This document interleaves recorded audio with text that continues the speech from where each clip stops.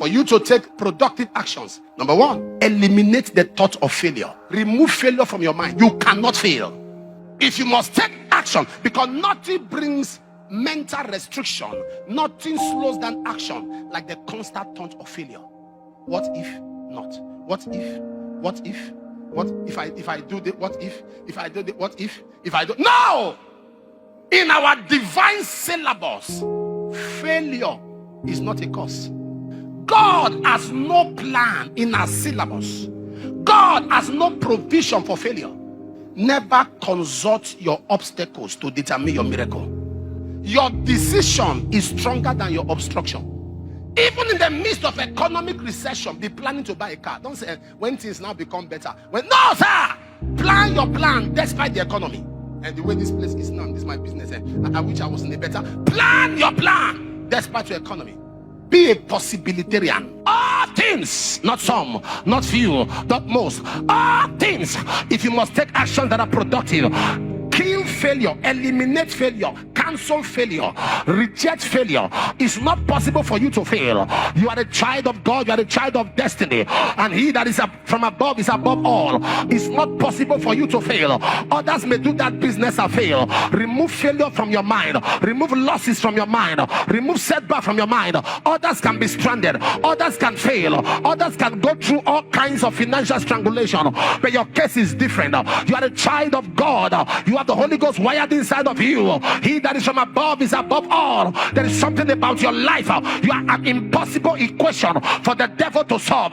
You are an impossible equation for hell to solve. Am I speaking to somebody here? There are people that Satan sees and Satan say, don't you give up. What happened when the devil came for Job? Do you know what it means? The story of Job was not a movie. It was a real life story. Job lost his businesses. Do you know what it means for a man to lose all his children in one day? All. And he did not sin, neither did he charge God foolishly. Carry that mentality. Nothing bad is happening. You are the one happening. Don't allow people's perception define your reality. God said, and nothing kills failure like the voice of God. God spoke to Abraham, arise. Nothing kills failure like you're hearing God. When you continually hear God, failure, the thought of failure is eradicated, eliminated. Nothing kills failure when God speaks. The voice of the Lord, the Bible says the voice of the Lord is powerful. The voice of the Lord is full of majesty. The voice of the Lord, Psalm 29 from verse 4, breaketh the cedars, yea, the cedars of Lebanon. There is power in the voice of God. When you hear God, it doesn't matter the crisis you see. When you hear God, it doesn't matter the pain you go through. God spoke to Abraham. There is something the voice of God wires into man. There's something the voice of God wires into our being. The voice of God is an empowerment.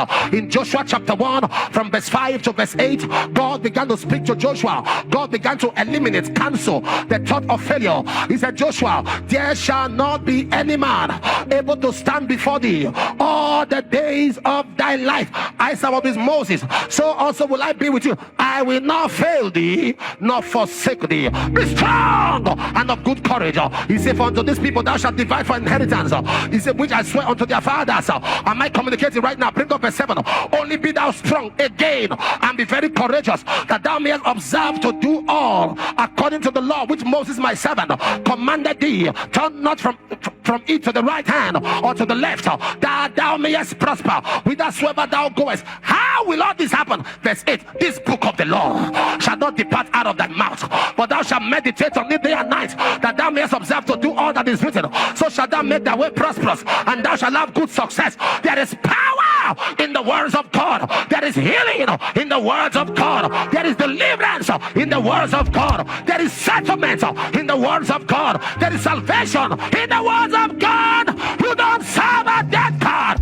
You serve a mighty God. He's the same yesterday. He's the same today. He's the same forever. When God says yes, no man can say no.